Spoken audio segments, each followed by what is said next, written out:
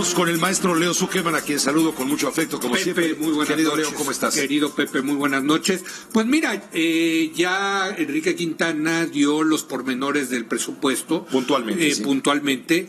Yo quiero decir que desde que el domingo salió el primer comunicado, leí el documento que envió la Secretaría de Hacienda, y te quiero decir que a mí me gusta el presupuesto, me gusta porque se sigue cumpliendo una promesa muy importante del gobierno de Andrés Manuel López Obrador, que es mantener la disciplina fiscal.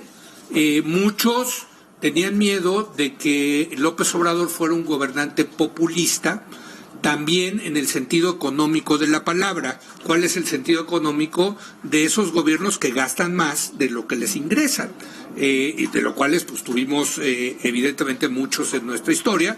Particularmente nos tocó vivir a nosotros el de Echeverría y López Portillo, que se desbocaron con el gasto público, grandes déficits que todavía estamos pagando de alguna manera, ¿no? López Obrador no. López Obrador en su primer presupuesto de este año promete un superávit fiscal, es decir, antes de pagar la deuda, tener un superávit, tener un remanente equivalente gastar menos de lo que se puede tener. Sí, para pagar deuda. Para pagar deuda, no endeudarse más. No endeudarse más. En ese sentido es equilibrado. Es ortodoxo, es equilibrado, diría, de acuerdo a los cánones del neoliberalismo, que tanto odia el presidente, pero pues es parte de esa ortodoxia económica de no gastar más de lo que le ingresa. 2019, superávit fiscal primario del 1%, vamos a ver si se cumple, porque una cosa es lo que dice el presupuesto, otra cómo se ejerce. Parece ser que sí lo van a cumplir, porque incluso hay subejercicios en las partidas, en varias partidas del presupuesto de este año, y el año que entra están proponiendo otro superávit fiscal del 0.7%. ¿Lo van a cumplir? Pues quién sabe, y allí pues yo retomo las dos cosas que han generado más polémica de este presupuesto, que es por un lado la sobreestimación en el crecimiento económico, ya lo decía Enrique Quintana. Yo lo entiendo porque pues el gobierno también pues está en el negocio de ser más optimista, digamos, que los expertos económicos, y en ese sentido pues sí se vio optimista, pero déjame ponerlo así, un poco más optimista. Tampoco se la jaló en el sentido de decir vamos a crecer al 3-4%, ¿no? La mayoría de los analistas, en la última encuesta del Banco de México, creen que el año que entra vamos a crecer al 1.4%. El PIB, el gobierno del presidente López Obrador está diciendo 2%, ok, son más optimistas, pero en fin, creo que es un poco más optimista. El tema más interesante para mí es el tema petrolero, donde efectivamente ¿se va a poder cumplir con el incremento del 13% en la producción petrolera? Mira, llevamos 15 años de deterioro constante, año con año, en la producción petrolera. México llegó a producir casi 3.4 millones de barriles de petróleo diario en 2004. Ahorita andamos en 1.671.000 barriles, es el último dato que dio menos Pemex. de la mitad de lo que teníamos. No, bueno, es a niveles de lo que se producía en las épocas de López Portillo, imagínate lo que estamos produciendo. Se nos acabaron los grandes yacimientos de Cantarelli, Kumalop-Zap, y bueno, pues se acaba el petróleo, hemos tenido declive, y acá lo que está proponiendo el presidente en su presupuesto es una producción de 1.951.000 barriles diarios de petróleo en promedio. Es una meta agresiva, pero sí le va a meter el gobierno 86.000 millones de pesos para el tema de la inversión, y bueno, pues ahí es lo que ha generado, digamos, cierta controversia. Si se va a poder, déjame poner así, si se va a poder detener la hemorragia de la producción petrolera y revertir la tendencia ahora al alza. Eso es lo que ha generado mucha más polémica, pero hay una cosa que me gusta mucho y que lo ha dicho el secretario de Hacienda, que es Pemex se va a concentrar en yacimientos, en aguas someras y en yacimientos territoriales. Y las investigaciones para la producción en aguas profundas, investigación y extracción en aguas profundas, será para el sector privado. Bueno, es que ahí entra dos señales muy interesantes que creo que mandó el presidente y su equipo de gobierno antes de la semana pasada. Primero, un tuit muy interesante donde aparece el presidente junto al director general de Eni, que es la empresa italiana petrolera, en donde le agradece que ya estén produciendo petróleo de las subastas que hizo el gobierno pasado, el gobierno de Peña Nieto, y es un tuit que me parece que hay que leer con mucha jiribilla, en el sentido de que el presidente le está agradeciendo a una empresa del sector privado internacional que ya esté produciendo petróleo en México. Esa es la primera señal, Pepe. La segunda señal es que salió un artículo en el Financial Times la semana pasada, donde una fuente un alto funcionario del gobierno del presidente López Obrador dice que en el 2020 se van a permitir los farm outs, es decir, las asociaciones de Pemex con la iniciativa privada, y que toda la parte de aguas profundas se la van a dejar a el sector privado, es decir, podrían comenzar de nuevo las subastas.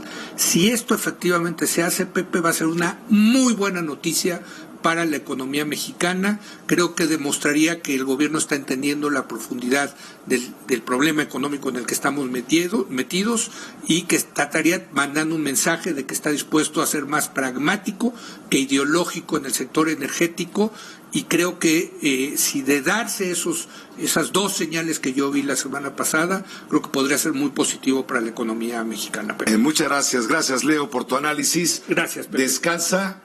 No sueñes con fantasmas que vienen y te jalan los pies en la noche. De plano, no sí. Sueñes con Manuel Bartlett. Uy, no, bueno. Después de lo que te enderezó, bueno, acusándote de ser como Leo Zuckerman, siendo tan impoluto, se dedica a acusarme sin pruebas luego del escándalo que se ha armado. Pero si me permites ahí decirte en un minuto, Pepe, lo que más me preocupó de este comunicado oficial, sí, es un comunicado oficial de la Comisión Federal de Electricidad, firmada por el director de Comunicación Social, es decir, es un documento del Estado mexicano, en donde caracteriza a nuestro compañero Carlos Loret de Mola como un sicario del periodismo. Cuidado con ese lenguaje, Pepe, porque estamos en un país del mundo de los que más asesinan periodistas, y más aún recordar que cuando Manuel Bartlett fue secretario de Gobernación, uno de sus subordinados, José Antonio Zorrilla, ordenó el asesinato del periodista Manuel Buendía. Hay que recordar eso, Ojo, cuidado, aquí el lenguaje es muy importante, Pepe. No se le puede decir a un periodista desde una fuente oficial, desde un documento del Estado mexicano, no se le puede caracterizar como sicario. Preocupantísimo, Pepe. Hoy, por cierto, la senadora panista Xóchitl Gálvez ha denunciado ante la Secretaría de la Función Pública y ante la Fiscalía Especializada en Combate a la Corrupción, precisamente a Manuel Bartlett, titular de la Comisión Federal de Electricidad. Demanda a Xóchitl Gálvez que se investiguen las presuntas irregularidades en el patrimonio del funcionario, denunciadas en un reportaje que se proyectó en el espacio noticioso justamente de Arely Quintero, un reportaje de Arely Quintero en el portal de Carlos Loret de Mola. Correcto. Dice que son dos denuncias, una por omisión al no reportar 25 propiedades, de acuerdo con ese reportaje, con un valor de más de 800 millones de pesos en su declaración patrimonial, y la otra por posible enriquecimiento ilícito. Para que la Secretaría de la Función Pública iniciara una investigación sobre las 25 propiedades no declaradas por el titular de la Comisión Federal de Electricidad, y el día de hoy hemos presentado ambas denuncias, una en la Fiscalía por enriquecimiento ilícito.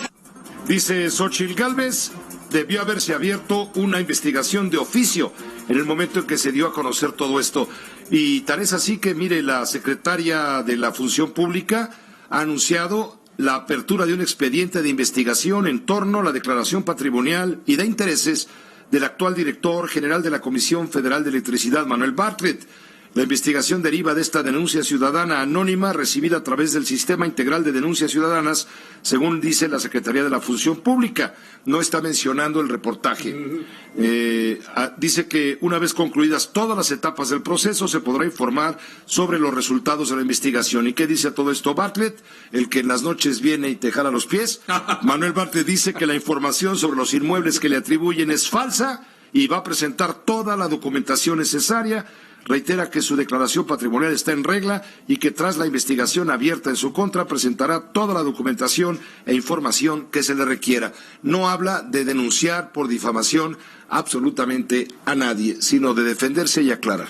Sí, pero yo te diría dos cosas. A ver Primero, si te ponen la denuncia a ti también. No tengo ningún problema porque yo cité tanto a la investigación como a Manuel Bartlett en mi artículo, pero yo te diría dos cosas. Uno, Irma Inéndira Sandoval tiene en esta ocasión una extraordinaria oportunidad de demostrar que este gobierno sí es diferente al gobierno pasado en materia de investigaciones. Que no nos vayan a salir con una investigación como la que hizo su predecesor, su antecesor, Virgilio Andrade, con el tema de la Casa Blanca de Enrique Peña Nieto. Y dos, en el tema de Bartlett, yo insisto, cuidado con el lenguaje que está utilizando el director de comunicación social de la CFE, un subordinado de Manuel Bartlett, defendiendo a su jefe. No sé por qué lo tiene él que defender, pero en fin, él sabrá. Pero muy cuidado, con mucha preocupación veo ese lenguaje de caracterizar a Carlos Loret como un sicario. Y te lo digo porque en este país matan periodistas y porque otro subordinado de Manuel Bartlett en otras épocas, cuando él fue secretario de Gobernación, es decir, el director de la Dirección Federal de Seguridad, llegó a la cárcel, lo condenaron. ¿Por qué? Por ordenar el asesinato de un periodista que tú seguramente conociste. Manuel Buendía. Manuel Buendía. Gracias, Leo. Gracias, Pepe. Buenas noches. Buenas noches, que descanses. Vámonos a una pausa. Que descanses pero no en paz. ¿eh? Bueno. No, que descanses y nos vemos aquí el jueves. ¿Qué pasó? Querido Leo, tranquilo. Se van a poner intranquilos ¿Cómo se pone Leo, mis hijos. Qué barbaridad. Leo, qué barbaridad. Vamos a una pausa y volvemos.